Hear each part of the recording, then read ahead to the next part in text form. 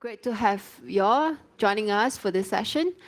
So today we have John L, John K over there, as well as Casper. So John L moved to Mexico City after graduation. He had played a key role in the early stage of fintech startups from year 2011 to 2015. Oh, that was the time when fintech startup was relatively young. And John has been play an active role in all aspects of business from IT to finance. John spent time with the innovative finance and program-related investments division at the Rockefeller Foundation. Currently, John is the managing director of IOTA Ecosystem Development Fund, where he provides the financial support to developers, entrepreneurs, and others with projects focused on IOTA core technology. John holds 3 degrees, very amazing, from engineering to economics and international finance. So on the right-hand side, we have John K. 2 Johns here. So John K has 25 years of experience, international experience in the Asia high technology industry, specialized in next generation software solutions to address the needs of organizations throughout the key markets across the Asia Pacific. Prior to Sentinel Protocol, John held senior roles with several leading technology companies, including WatchGuard Technology, SoftBank. SoftBank is really big in Japan, CyberGuard, and Darktrace. John has a degree from Duke University and studied computer science in UC Berkeley. Last but not least, we have Casper here on the left-hand side. He's the leader of technology and focus a lot on how to turn all the technology into the vision of WePower into reality. So he is the former CTO of Sorry, this name I might not get it right because I'm not Estonian. Can you help me? Electric. Casper worked on green energy, smart grids, and also control system for the past 10 years. Amazing. He ran the development and execution of DSO, strategic plan, and their smart grid technology roadmap, as well as the overall info technology and operation technology enterprise architecture. Very amazing. Welcome all these 3 panelists here. So to start off, John L. will share with us what does IOTA Foundation do? Yes. So I'll give a little bit of background and also what is distributed ledger technology? Why is this space interesting? So like she said, I'm John Luttradello. I'm managing director at the IOTA Foundation. And I thought because of the audience in this room with a lot of military, I thought a good place to start would be let's recap a little bit the history of the internet. So the internet started with ARPANET, right, back in the 1960s, and it was really a development that was grounded in the Cold War, right? There's a lot of fear about a Soviet Union nuclear attack, and the researchers realized that they needed to create a network where there was no single point of failure, right? Where there was no central node, where there was no place where they could attack and bring down the whole thing. And what we got many years later is the internet, and it works pretty well, right? It's decentralized. There is no single master node. There is no somebody in control. It's completely permissionless. Anybody can connect to it, and it's brought a lot of trouble and also a lot of innovation, and it's why we are all here today. But really, the internet is the Cold War's baby. So before we had telecommunications, everything was centralized, right? There was a single point of truth, a single point of access to that truth, and a single point of failure. With telecommunications, we got to be distributed. Now, there's multiple accesses to points of truth, and there's still a single source of truth and a single point of failure. Then we got to decentralize, where there's no single point of truth, it's decentralized, and there's no single point of failure. But with the internet, what we got was a decentralized communications protocol. We did not get a decentralized consensus protocol. So we can talk to each other in a decentralized fashion, but we can't agree on anything, right? Not until blockchain. That was the main innovation of blockchain, was now we have a decentralized consensus. We can agree on something as critical as a ledger of money, for example. example. But really, the ledger can be arbitrary. It can be any arbitrary data set. So before blockchain, we had decentralized communications, distributed consensus, but not decentralized. Now we have decentralized consensus and decentralized communications. So obviously, you guys are all familiar with blockchain. IOTA actually has a different type of architecture known as a directed acyclic graph, where every transaction references two previous transactions. So I'm not going to get too deep into the technicals here because it could take hours. But basically, the idea for IOTA is that we're trying to enable the Internet of Things and machine economy. And because of blockchain's architecture, it's a bit slow and a bit costly and not very suitable for many use cases. So the reason for this is basically the way it comes to consensus. It's actually by design. It forces everything through a bottleneck, and the fees incentivize the miners to maintain the ledger. So in IOTA, we said, well, why do we need a chain? Why can't we just open it up, right? No more bottleneck. It introduces other complications because that's not trivial now either. One question, of course, would be, well, where do you attach, right? When it's a chain, it's pretty obvious. You always go to the end of the line. Here, it's not quite as obvious anymore. But again, that's for the mathematicians to figure out. But the big important point is that without the blockchain and the miners, there's now no fees, all right? So every transaction proves two previous transactions. In a sense, you're in control of your own destiny. And now we can enable micropayments. And this is critical for an IoT future. So I'm going to play a video for you that does a much better job than I could ever do, explaining the vision and the future of what an IoT world could look like.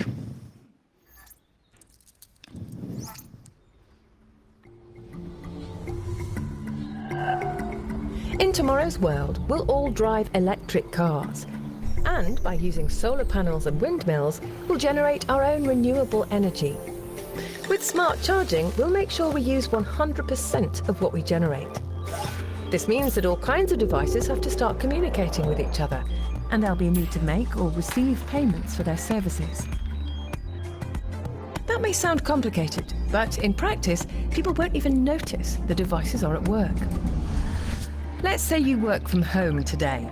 Your electric car is parked outside and is charged by the overcapacity from the solar panels on the nearby school.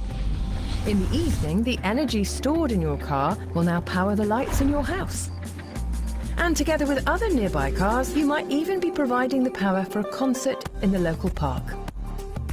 Throughout the night, windmills located just outside the city will refill the car batteries. So in the morning, you leave for work fully charged on renewable energy.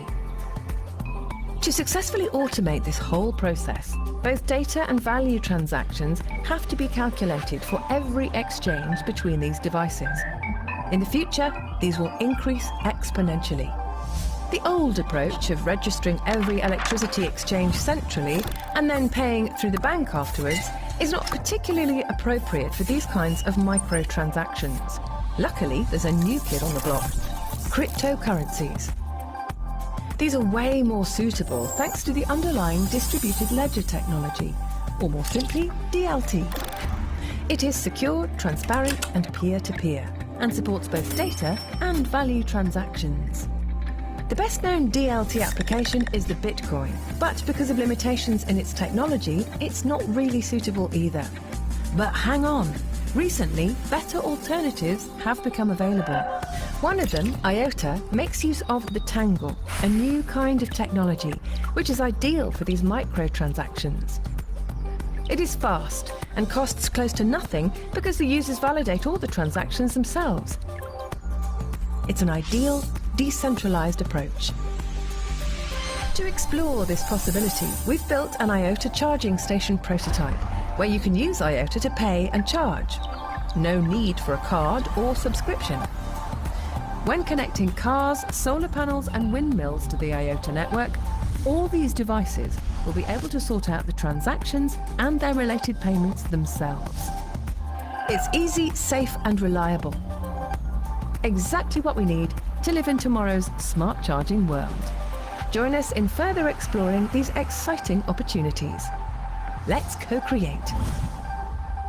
ALAD NL researches and tests the possibilities for smart charging on behalf of the Dutch grid operators. I love the way that video ends, let's co-create, because what's amazing about these permissionless, distributed, decentralized technologies is that you don't have to ask permission for us to build something like that. They did this completely themselves. They didn't even let us know. If we only found out about it after the fact. And they made this incredible promotional video that's kind of like promotes our technology for us. It's incredible. But they literally just found out about the IOTA technology. They said this could be used in a real-world problem that they are trying to solve today. And they went ahead and tried to experiment with it.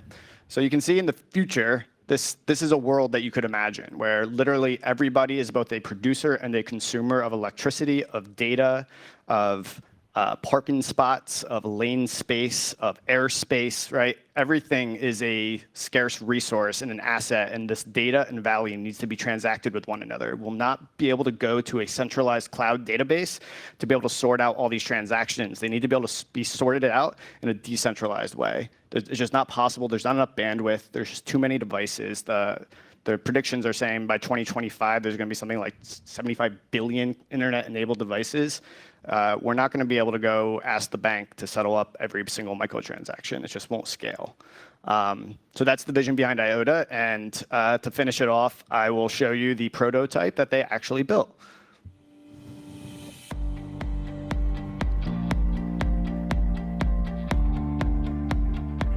We are at the ELAD premises in Arnhem, and we are now at the test lab of ELAD, which is used for testing charge stations and electric vehicles. This is the world's first IOTA charging station being released today here in Arnhem. What's special about this charge station is that it can do direct payments from car to charger using just a cable, and it doesn't require any RFID card or any subscription. It just uses IOTA. IOTA is a cryptocurrency and a protocol. The cryptocurrency you can think of as it is used in Bitcoin, for example. And the protocol is much broader, so you can also use it for data transportation, data integrity, and data security. Bitcoin is, in this case, not suitable because it requires a lot of fees to do a transaction, and IOTA is free of charge, so that makes it great for using it in these kind of use cases. And the most unique part here is that you can have real machine-to-machine communication. A car with its own wallet and the charger with its own wallet, and they do a direct communication and payment to each other fully autonomously. So you just plug in the car and it works. The importance of this charge station is to show that you can use cryptocurrencies and the underlying distributed ledgers to do things like this, and to show the capabilities of these technologies and the potential. And the way we envision this is that you also can directly, for example, buy energy from a solar panel from your neighbor. Or in case of some kind of congestion, the charger can ask the car to deliver energy back to the grid and pay for that using IOTA. Of course, we cannot do this on our own. We need others to bring this further. So we would like to invite you to co-create and work with us together to bring this further.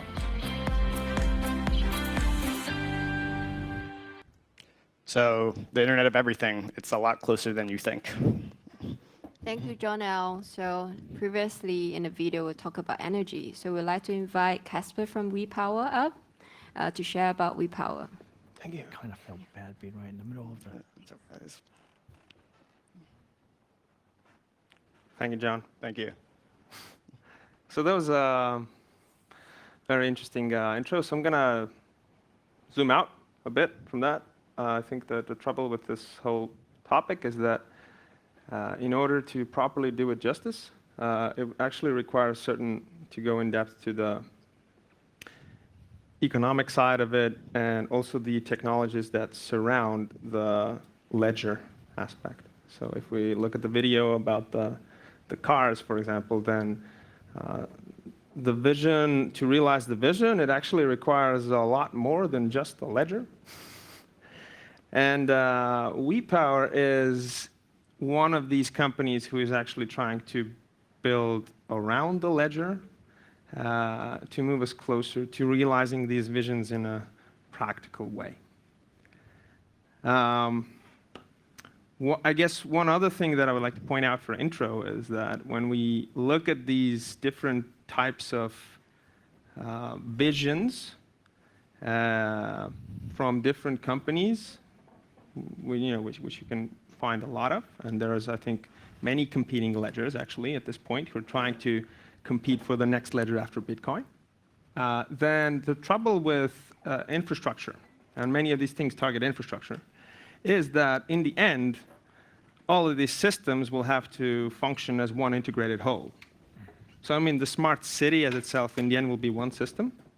And how, let's say, two different charging infrastructures with two different ledgers get chosen, interoperated, and this kind of thing are usually the questions which are much more tricky than just the question of the ledger. So I guess from a wider point of view, energy as a whole is actually part of a rapid change. And we have been, so first of all, I mean, renewables today are getting more investment than all traditional sources. So every year, more renewables are getting built today than traditional sources. So this kind of block, which was, talked about for a year, that, renewables still have a block in developing the world. So this block is gone. In many markets, this is gone now. There are countries and markets in the world today where subsidies are coming off now, and they're just market compatible. And second, there is a decentralization aspect to this due to the fact that the resource, energy, is now a plot of land, and what you need to tap that resource is capital cost, and that capital cost is determined by technology and grid connection to the energy system. So if you just take the property plots and ownerships around energy grids, then what you see immediately is the traditional way of doing energy, which is large plants, is impossible due to the distribution of property. So in Germany, for example, of the new energy, of the renewable energy, only 5% is owned by old energy giants. So a third of it is owned by farmers who own the land, and another third by citizens who own the roofs. So there's a democracy aspect to this change which can't be overlooked. So Germany can't go back on its renewable laws anymore because their energy system is effectively owned now by a large chunk of voters. So all of this is going on, and what we realized in WePower actually is that while all the focus goes on this technology aspect and building of it, then the surrounding financing mechanisms and regulation mechanisms and integrating these together has not advanced as much. And actually financing these small generators, if you want to finance, let's say, a megawatt or two, is still done by the same methods as you finance a 100 megawatt plant. So you go to a bank and you try to get a loan, and you get some government approval, et cetera. So I guess this is the preamble. I'm going to run through very quick what WePower does. So what we do is we digitalize the energy metering data itself. Therefore, the data that is the underlying for settling financial transactions in energy. We connect the energy producers, buyers, investors, traders, and we standardize the purchase of energy investments in the energy sector. So essentially what we allow is a pre-sale of energy via smart contracts. So pre-sale, currently you can also pre-buy energy, but in order to do that, you need to be a big corporate person and sign a contract to pre-buy energy for, let's say, 20 years with a fixed price.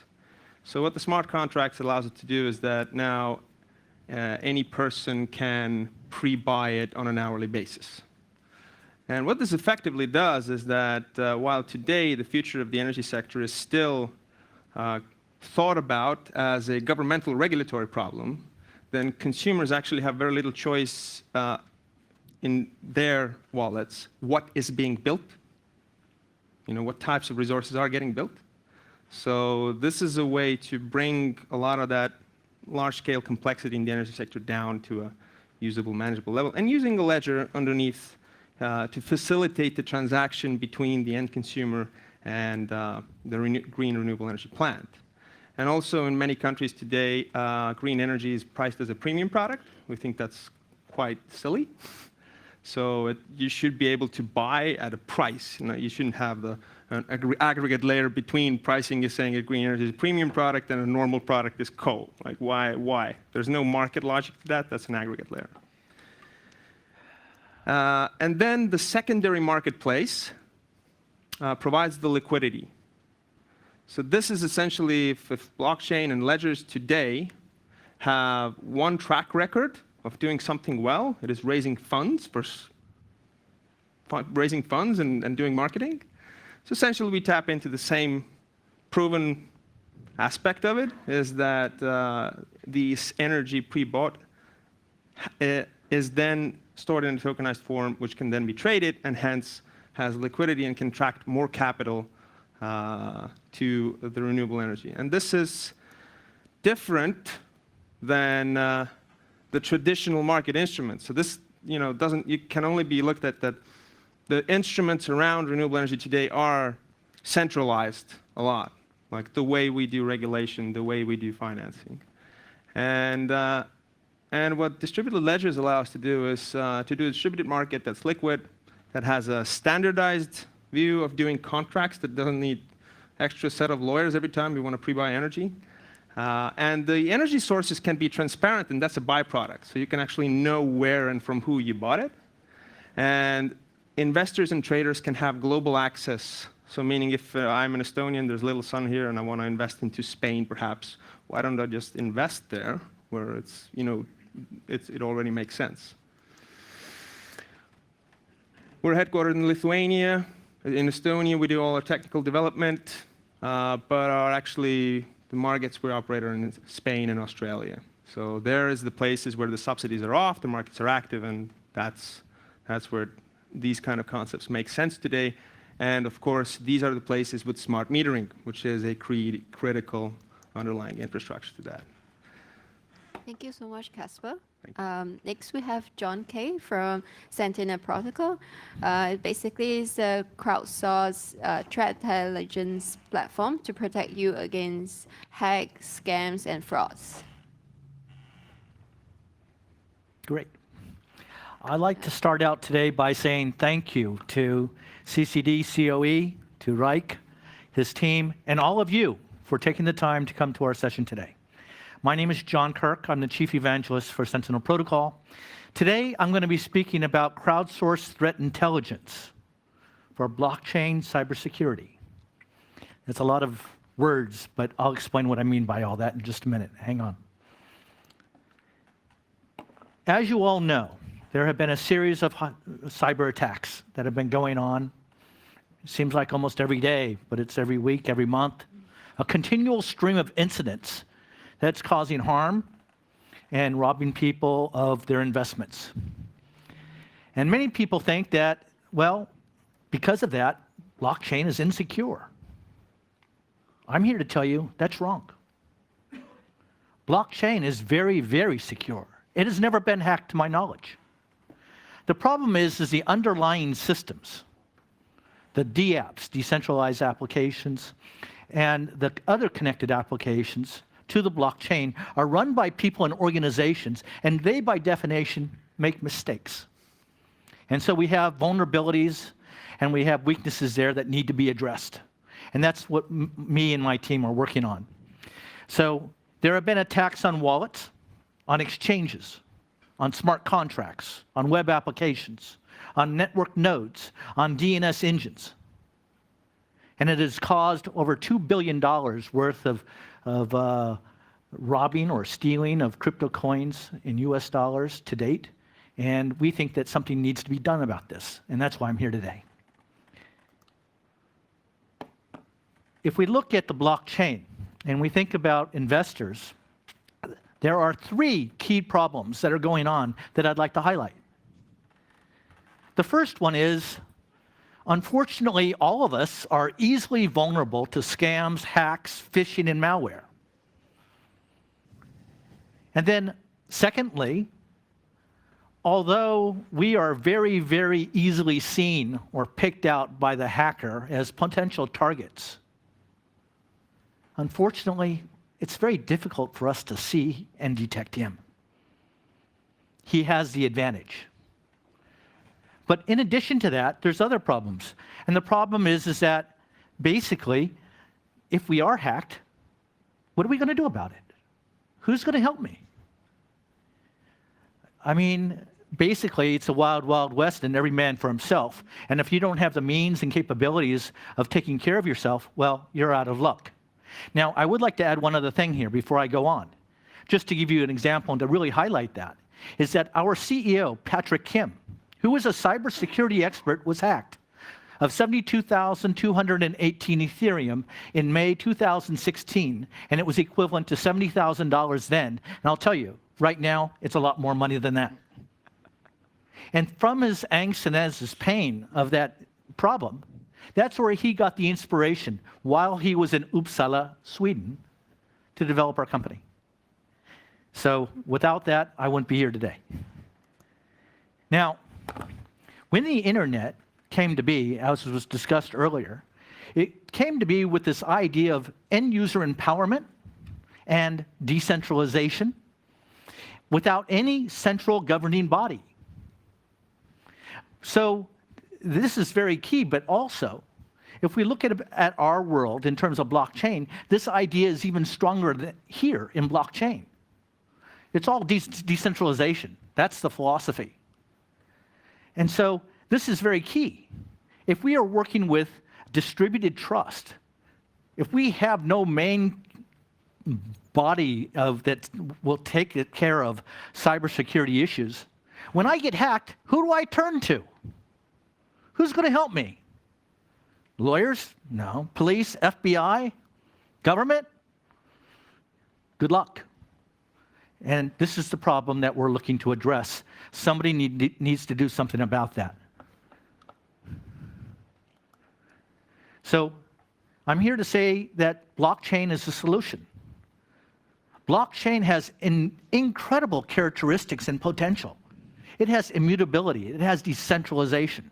And if we leverage that technology, we can securely deliver security intelligence to individuals and organizations in an immutable manner that they can use to protect themselves. We can give those people a means to address the problem, to enable cybersecurity in a proactive manner so that they can defend their assets. And I think this is very important. So Sentinel Protocol.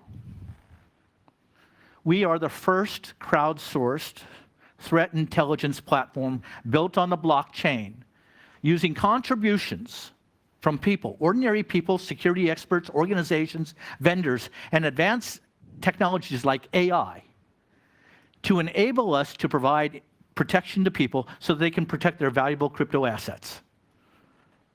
We take information about scams, hacks, and fraud, and we utilize that to enhance our capability to protect crypto assets. We put that into our threat reputation database, and then we share via APIs the collective intelligence to companies and organizations like crypto exchanges, crypto payment systems, wallets, and other companies so that they can protect themselves against these different types of crypto attacks. Now, let's take it a step further. You're probably saying, well, what's in your database? Well, let me tell you. In our database, we have information about dangerous wallets that have been validated, dangerous URLs, dangerous URIs, phishing sites, command control sites. And it's linked by APIs to different types of endpoints. And therefore, that system is platform agnostic.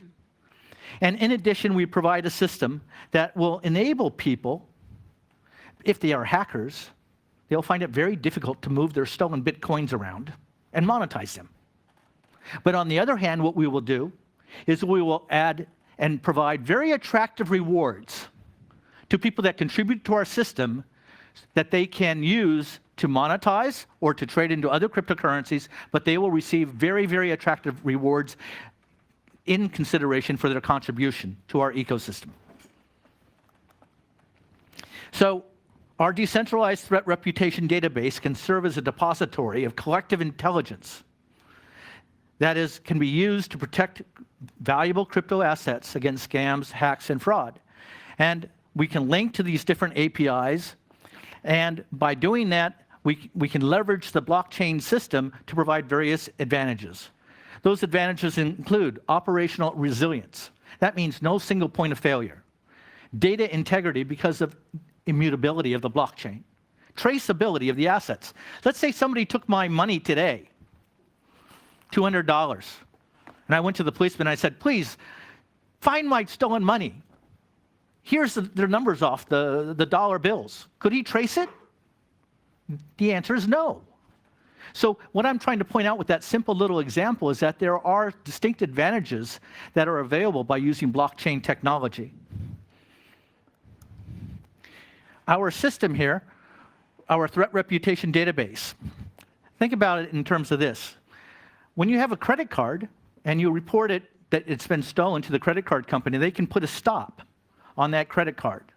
But with stolen Bitcoins, that's not possible. Because somebody can, what they can do is they can hide their ID on the exchange, and they can trade stolen Bitcoins. But if we can use our technology, Sentinel Protocol, we can trace that. We can make it so that we can trace where those stolen Bitcoins go. And we can trace it by using the original transaction address, as well as sub-addresses. So therefore, it becomes very costly for that bad actor to move the money around and monetize it. In fact, we'll take our list of stolen Bitcoins and we'll give it to every leading exchange in the world, and that will further complicate the problem for the bad actor. And so by doing this, we move forward to address the problem. And we use the advantages of the blockchain, its decentralized capabilities, to address the problem. We have an ecosystem of sentinels. These are the security experts that contribute the information to our decentralized database. These are people located around the world.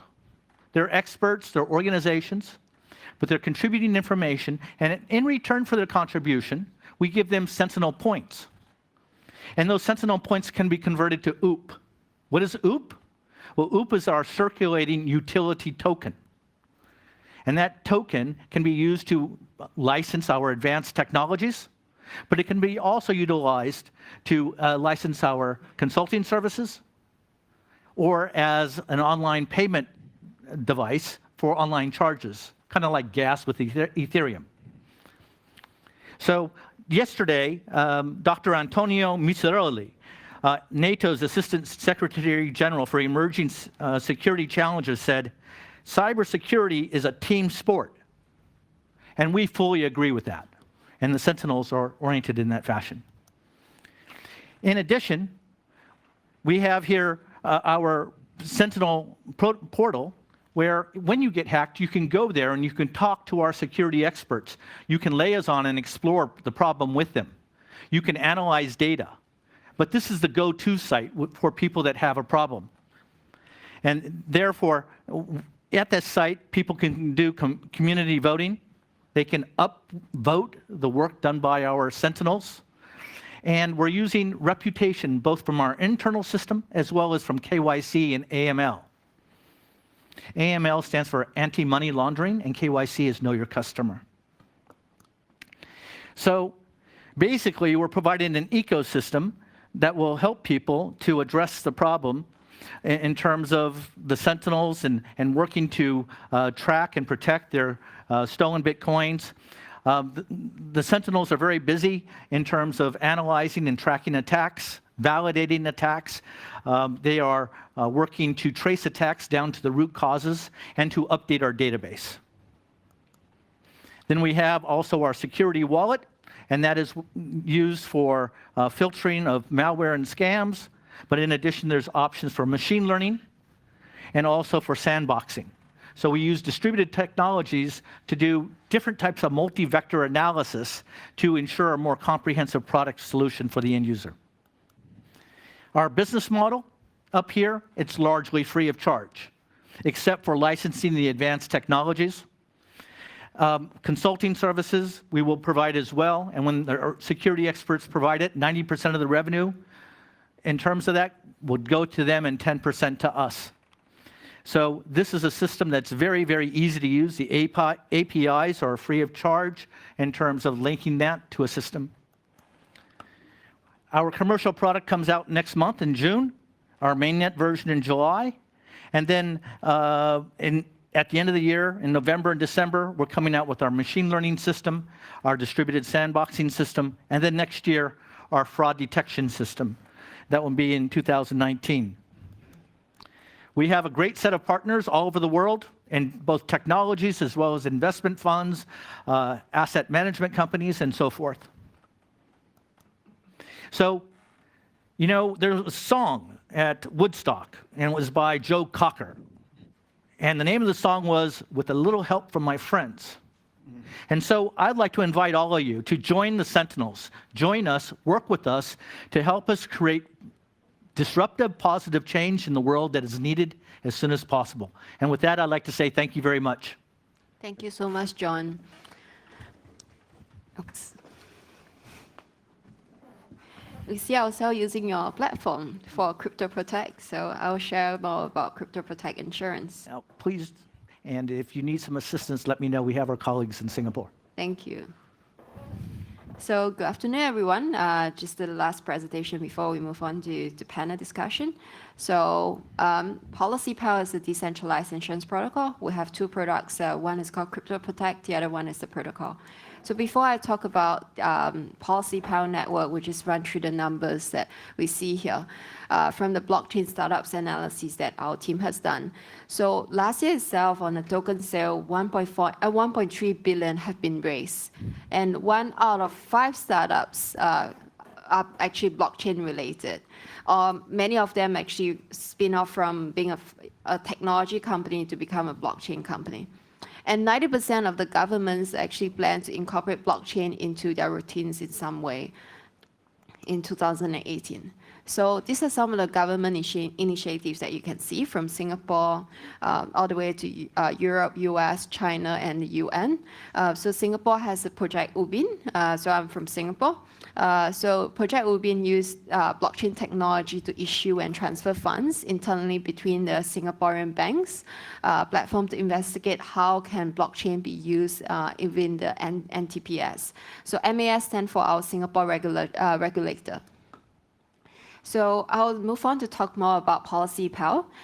So the company started 2 years ago, based out of my own personal experience dealing with insurance policy. It was a nightmare for my family. First one was my mom's insurance policy. She went through 2 operations after she recovered from her cancer. Unfortunately, we couldn't receive any claims payment because the insurance company said the premiums payment was late once. We let the matter rest. Unfortunately, within the same year, I have to deal with insurance policy again because my dad passed away due to heart attack. Then again, we have to go down to different insurance company one by one, check whether he had any policy there because we didn't sort out all these things on the way, or like it was really unexpected. So through those experiences, I realized that insurance actually touches everyone's life, but no one actually deals with it until something bad happens. On top of that, the whole industry is huge, traditional. So I started it just to help people to manage the insurance policy. And over time, as our user base grew, people started asking whether they can buy any insurance policies there. To do that, we have to get our own insurance broker license. So as a really young startup, I myself started from my own savings. I worked a couple of years, but I couldn't meet the high payout capital. So we went into MAS FinTech Sandbox. So it's a Singapore regulatory FinTech Sandbox. 6 months trial period with a given KPI, key performance indicator, how we manage the risk, how we actually distribute the policies, advise the customers on what type of policies to buy. We've gotten our insurance broker license, and today we work with more than 20 insurance companies. From there, the experience of working with both the insurance companies and also the customers, we realized the problems as well. The problems is not only just bring the policies online for people to compare prices, not only just to help them to manage policies, how else we can help them is to reduce the insurance premiums, because every time there's any fraudulent claims, insurance premiums keep increasing year after year. On top of that, the claims process is a very manual process. You have to go through insurance agents, submit the paperwork, back and forth. Sometimes it takes months for you to get a claim. So Policy Pal Singapore started 2 years back, and since our license last September, we've gotten more than 50,000 customers there. And some of the selected awards from Japan, China, Hong Kong, and also we're one of the 3 startups in the Google Asia Pacific program. So this is us when we graduated out of the sandbox. We're proud of it because Singapore regulator have a really stringent criteria on which startup to enter the sandbox period, because they want the technology to be innovative and novel. Ideally, it actually benefits the public. So after getting licensed based in Singapore, we have the opportunity to meet many blockchain companies and also knowing more about crypto exchanges. We see a lot of challenges there. So I think previously John has shared about all the exchanges having hacks, wallets, people losing the money. So what are problems we're trying to solve? We see in Japan, Bitflyer actually got an insurance for the exchange. However, many other crypto wallets and exchanges do not have insurance protection. And we want to bring the peace of mind assurance to the whole growing crypto community. So we introduced insurance for token wallet. So basically, today we work with Quantum. They have a wallet for anyone who owns Quantum tokens. So we ensure it by looking into the technical details. So maybe now we might work together with Centennial Protocol. Looking into any potential hack and also ensuring up to X amount of fiat currency. So we titled the fiat currency because it's very challenging for any insurance companies to accept like the fluctuation of cryptocurrency today. So the next product that we're working on is smart contract insurance. Basically, we see a lot of token sales smart contract, business operations smart contract. So we ourselves have done a token sale in March this year. Remember, the team was really worried about what's going to happen when millions of dollars being sent in, and then we have to issue PAL tokens out. What happens if the code there's some error, there's any DAO hack that people can actually take advantage of? So we decided to actually roll this out. So we announced our partnership with NAM.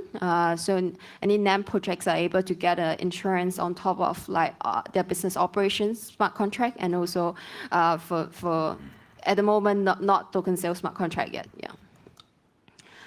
The third one is token exchanges, because we see a lot of token somehow being lost on exchanges because of cyber hacks. So we're working with, speaking with a few exchanges to come out with that for them. So I will touch on the second product that we're building, decentralized insurance protocol.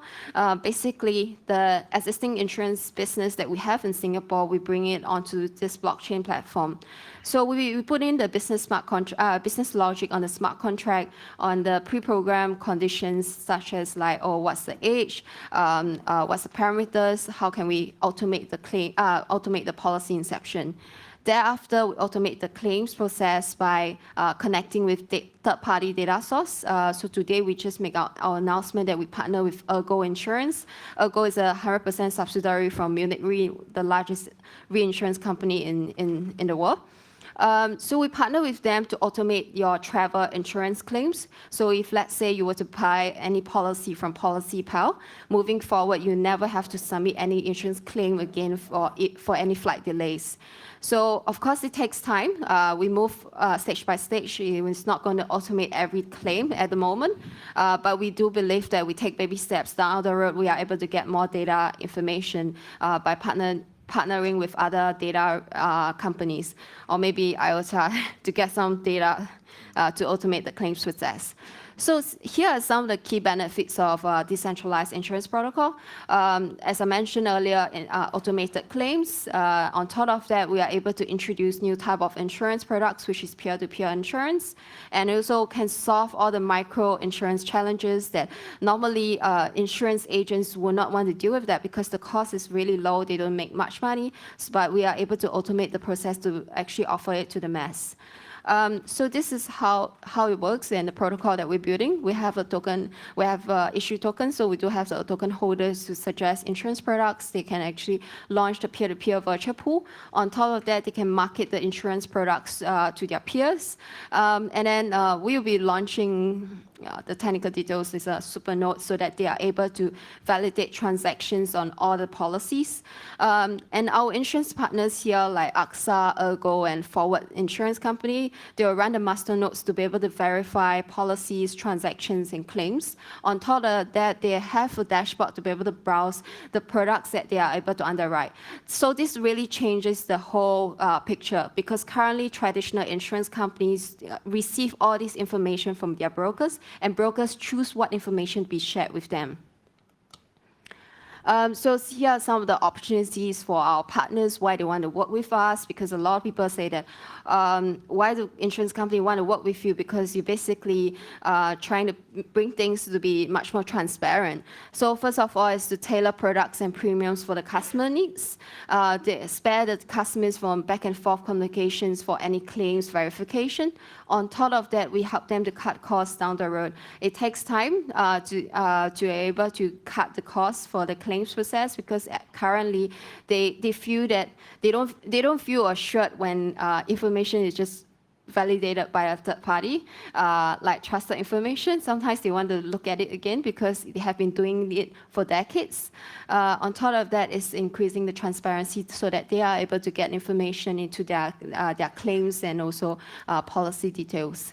So we're focusing in Asia as a start, but of course the whole protocol is available worldwide. So we have received some inquiries from companies from Europe as well to be able to use the protocol to automate the policy inception and claims. So this is one case study. So first of all, we work with Ergo for the travel. Their customers are able to download the app, buy the policies, and then track the claims process from there. The second one, we work together with Forward Insurance Company. Forward Insurance Company started from Hong Kong. They are all around Asia. It's a company started by Richard Lee, the son of Li Ka-shing. So they are driving quite a bit in terms of the digital space for insurance penetration. So they are our really good partner. So I'll just run through how does it really work. Is that you are able to form the mutual aid pool and then suggest products, and you pay either by PAL tokens or fiat currency. You can refer your friends to join the virtual pool and earn bonus tokens from there. So these days when you travel as a group, you suggest your friends to buy travel policies. You never earn from that. On top of that, you will not be actively promoting like this particular travel insurance. So with this, you are able to earn some bonus tokens. The insurance product itself is backed by an insurance company, because we had done some research that a lot of people still feel that there's a need to buy from a trusted brand. And then we have this pooling system.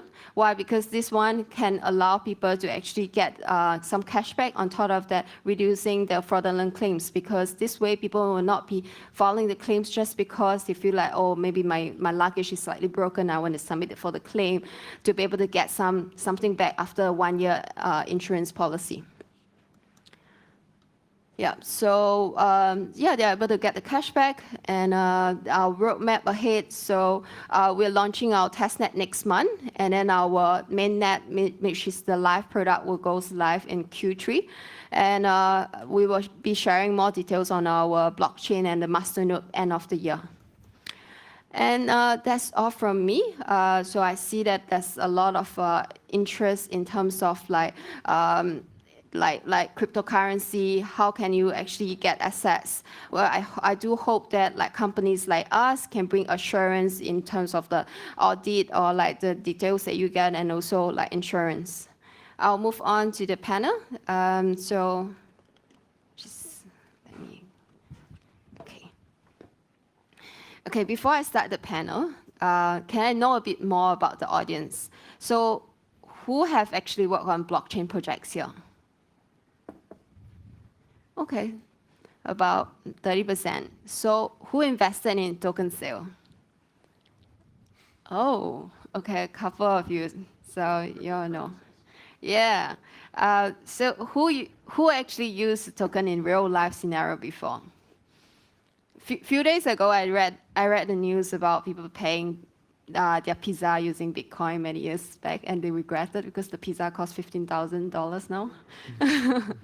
And then who actively involved in this space? Okay. Seems like we have a pretty diverse crowd. The one interested are sitting in front.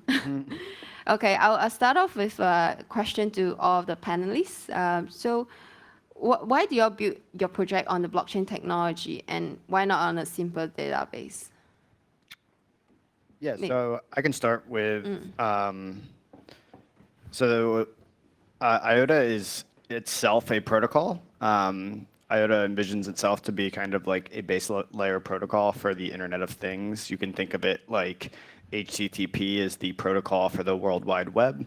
IOTA will be the protocol for the Internet of Things. The reason a database simply won't work is because in a world of billions of devices, they can't all talk to the same database, unfortunately. There's bandwidth limitations, but there's also commercial interests and political limitations, right? Not all the device producers are going to want to use the same database for obvious reasons.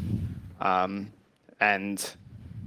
in this world where there's millions and billions of devices trying to share bandwidth, computational resources, memory, and then actual physical things like like airspace or car space. Data is also valuable. You're going to need a way where you can settle these transactions at a micro level and in a decentralized fashion amongst themselves. So machines can actually become essentially autonomous economic entities with their own wallets, pay for their own services, generate their own revenues and income, hold their own assets. Thank you. How about you, John? Sure, I'll try to answer that question as well. I think it's a comparative issue. And I look at it, if we look at other business systems, what is the biggest cost element in terms of doing business? And I think one of the biggest cost elements is trust, establishing trust between two parties. It costs a lot of money and it takes a lot of time to really establish trust. And that's what holds people back from doing business with new people, because there's no trust. And then, so today, how do we address that? Well, we have intermediaries. We have banks. We have other insurance companies, too. We have other organizations that are providing us with services that basically represent their manufacturer, for instance, or manufacturer's rep. And we go through that company because we trust them. We trust they will treat us right with integrity. And I so think one of the major things that the blockchain brings is distributed trust. It decreases the cost of trust. It allows me to do business in a way that is fast, that costs less money, and I can feel that my interests are not going to be violated. And I think that is a great help because it helps me to improve productivity, speed, and grow my business with fewer resources. And then there's a whole bunch of other things that are also really important too, like data immutability, decentralization, speed, if you will, being able to bring the cost element down, accounting, traceability, security. I mean, the core blockchain, as I said before, is immutable. I mean, no, it's never been traced. I mean, it's never been hacked.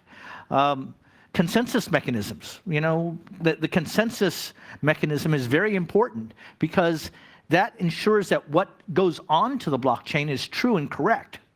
And so that would be my second biggest one. And then after that, I might say things such as accounting, and then the supply chain element, such as different products, and being able to look back.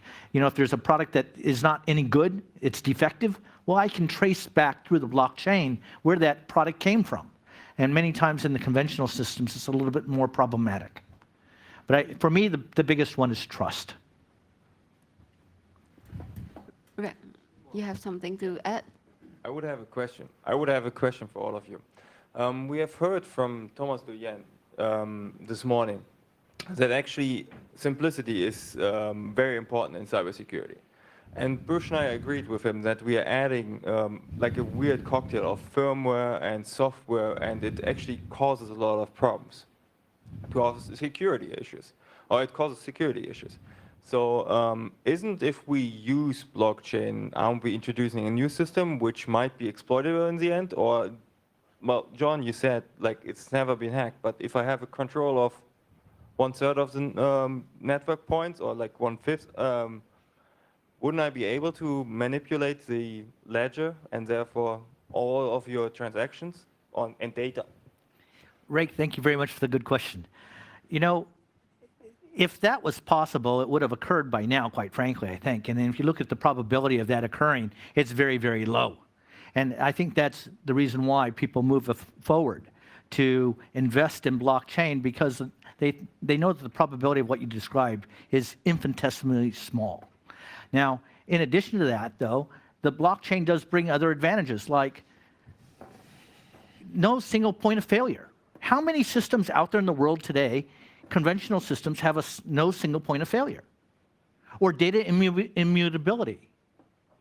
So it's very simple to get these things that are very exotic in today's conventional world while bringing down cost. And having systems that are compared to what we have today. You know, we all remember the Lehman shock and what happened there. And we also remember other types of hacking incidents, what happened at Target.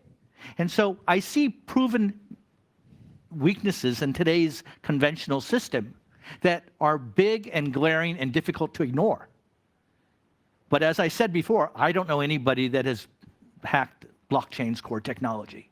It doesn't have those defects that we know exist in our current systems. So I don't know of a better alternative, quite frankly, for moving forward, for creating positive, disruptive change to help people be more productive, and for also enabling the world to basically move forward in a more effective manner, so that we can hand our world down to our children and say that we did something, we added something that is good for them by making the world better through blockchain. Thank you, John. Yeah, just to clarify, so the blockchain, the Bitcoin blockchain has never been hacked, but you are right. 31% or 51% of the mining power can hack it, and in fact, they have been hacked many times. In fact, Bitcoin Gold was just hacked a few weeks ago with a double spin attack because people amassed more mining than the entire network combined. So it is only a function of how much mining power there is. They're very hackable. When you ask the question, you know, does this add another layer of complexity to the system? And I would just go back to the first point I made about decentralization and then no single point of failure. I think that's the most important point. And that was really the insight that the ARPANET had, and it's the same insight that Satoshi, whoever he is, had, that if you have a single point of failure, it's very vulnerable. With no single point of failure, it's very hard to bring down. And the internet, you can take out a piece of it, of course. You can hack people, of course, but you can't take down the internet. It's not possible. Or it'd be very, very difficult. Yeah, I don't want to say never. Never say never, right? But the internet is pretty resilient, and so far so good. And thanks to a lot of the people that are in this room, actually.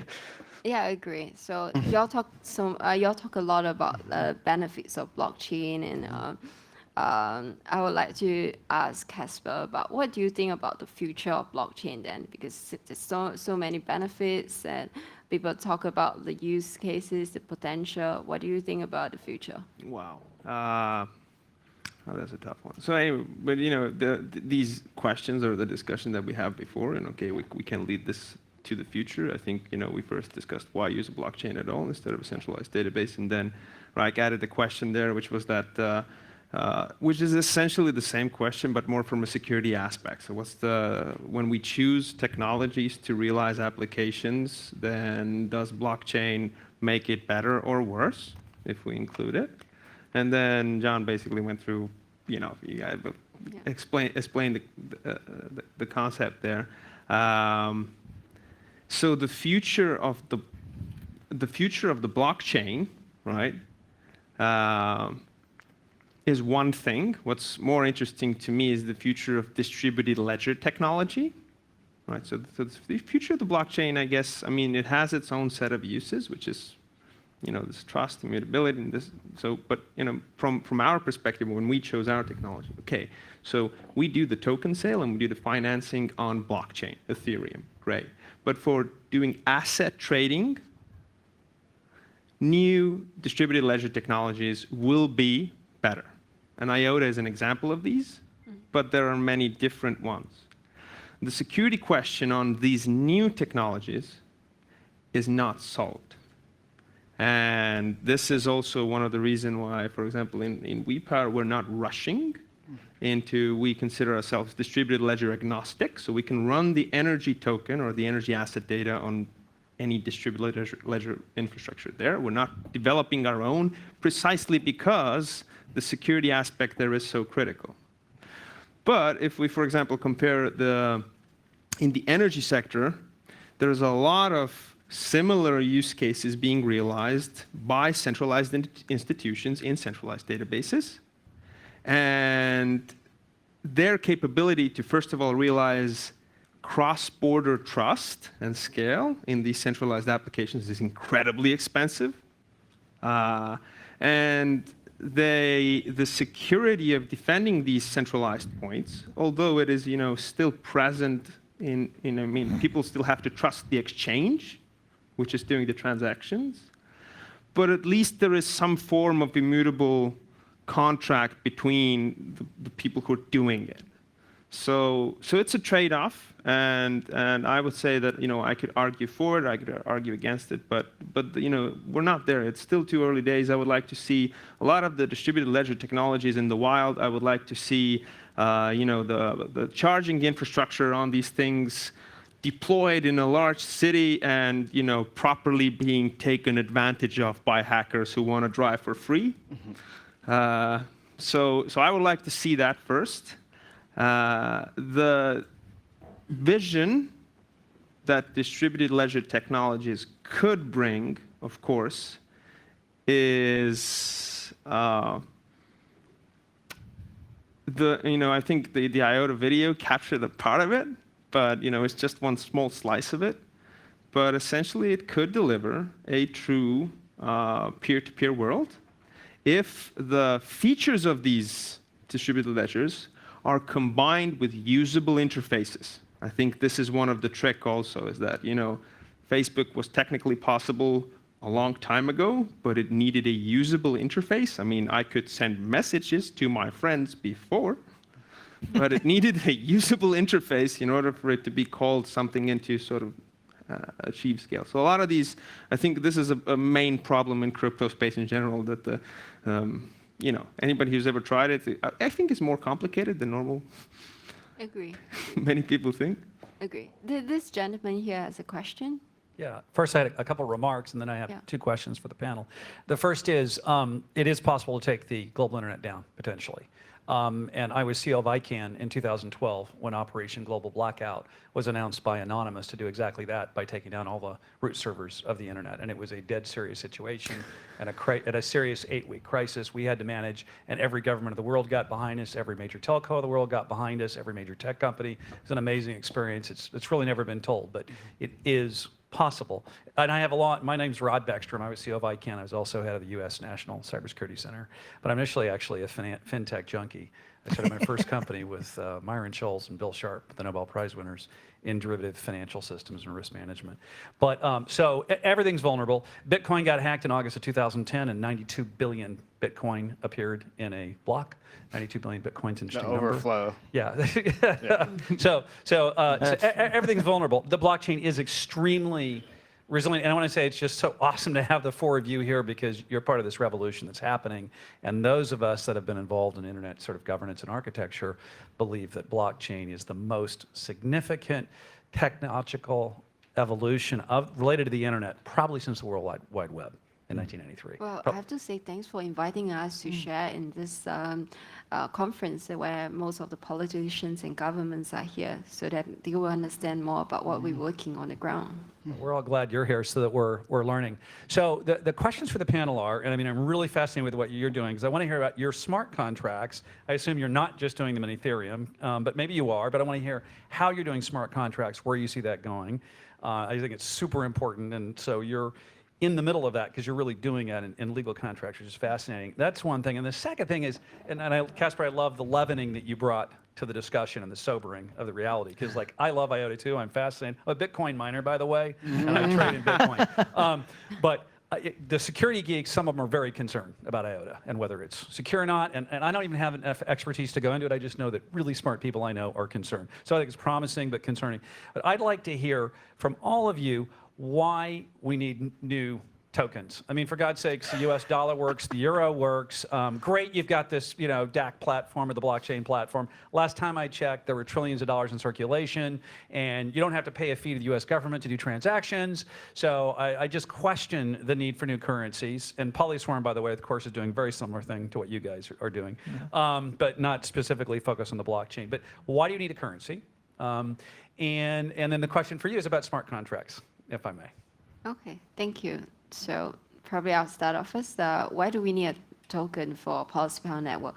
First of all, we want to rebuild this whole insurance ecosystem. To do that, we need to empower the individuals out there to be able to suggest insurance products, create the virtual pool where they are able to come, pull their friends, whoever, to come say, oh, let's buy this policy. It was only possible if, let's say, any company or group were to buy a group policy, then you are able to group all the like people with similar risk profiles together to lower down the insurance premiums.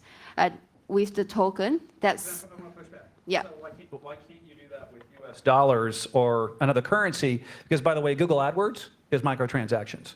Yeah. And it's a huge marketplace. So I don't understand why you need to have a different currency. You could still incentivize.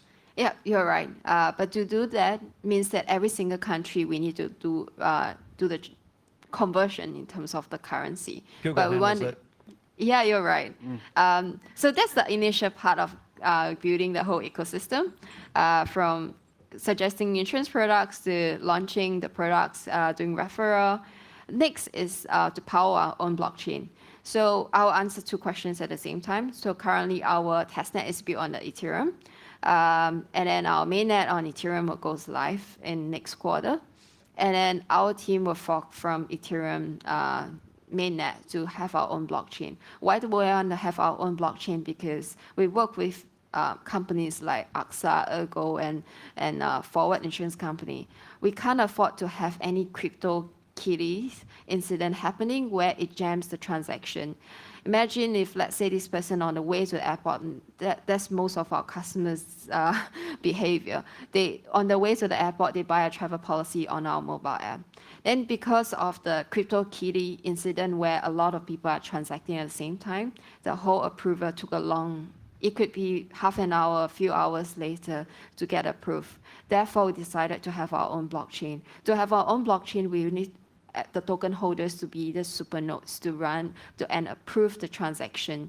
And we would like to have the insurance companies to run the master nodes. And then they are the one in terms of validating the claims process, looking into if, let's say, they want to find out more about the data of their customers, they need to run the master nodes.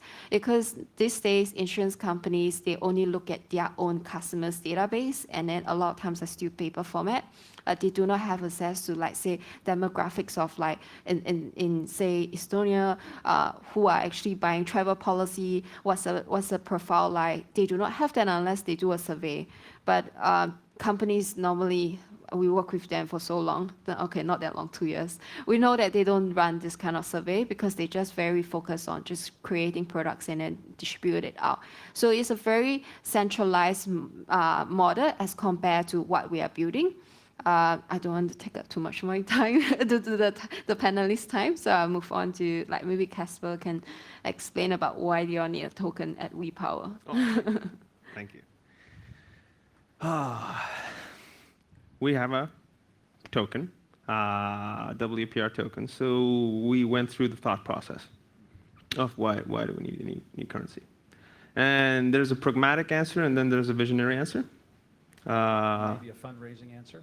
So the pragmatic answer is very simple, and it is that the token is a means to an end problem, And what this means is that funding in general for important sectors like infrastructure in the world is broken because it is governed by the same centralized organizations. So the money in these sectors is controlled by the same centralized organizations who are the authors of the problem.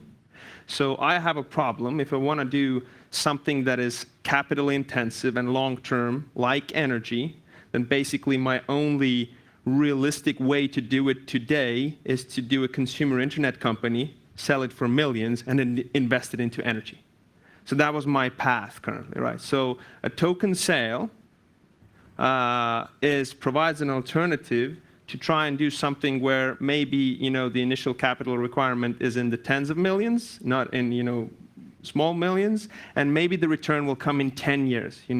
A windmill or a solar plant is built for a longer time, and maybe the exits aren't clear, right? So this is one of the point. Like what I really enjoy about WePower today is that we raised in the energy sense, a starter set of capital, 40 million, and that means that, but there's no vested interest at the board.